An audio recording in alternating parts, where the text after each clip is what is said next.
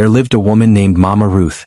She was a black American mother in her mid-40s, known in her church as the woman who always smiled. Her skin was smooth and radiant, her voice gentle, and her hugs warm like sunlight on a cold morning. Every Sunday after service, she greeted children, fixed crooked collars, and whispered prayers of blessing over their heads. People loved her dearly, and her smile made them feel safe. But smiles can hide many things. Her husband, Harold, once a joyful man, had changed over the years. He worked long hours at a local factory, where heavy machines roared and supervisors shouted. Pressure squeezed him daily. Bills piled up. Overtime became a prison.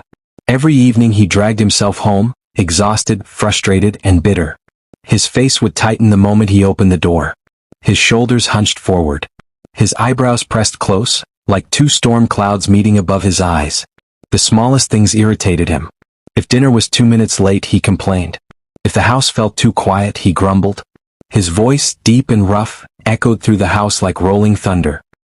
He never raised his hand against his wife, but his words were sharp enough to cut skin and pierce through bone.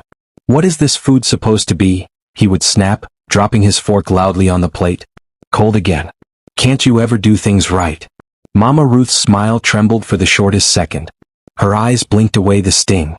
She would squeeze her fingers together behind her apron, holding in her hurt. Then she would softly answer, "I am sorry, let me warm it for you." Their teenage son, Caleb, would sit at the table, quietly watching. He noticed everything. He saw the frustration on his father's face.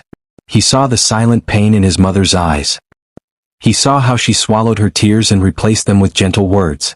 Most nights, after cleaning the dishes, Mama Ruth would disappear into the small kitchen while everyone else slept.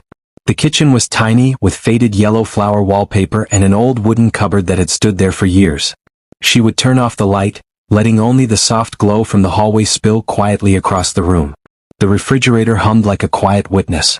Then she would kneel beside that cupboard. Her knees touched the cold tile floor. Her hands folded gently. And in a whisper that only God could hear, she would pray. "Lord, touch his heart. Soften his spirit. Give me patience. Teach me to love him the way you love me."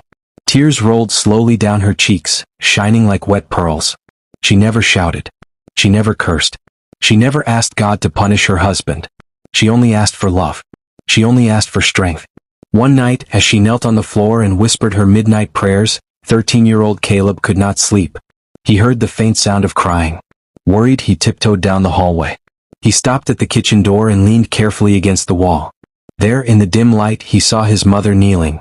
Her face was wet with tears, yet her lips curved into a small, peaceful smile. Her forehead rested softly against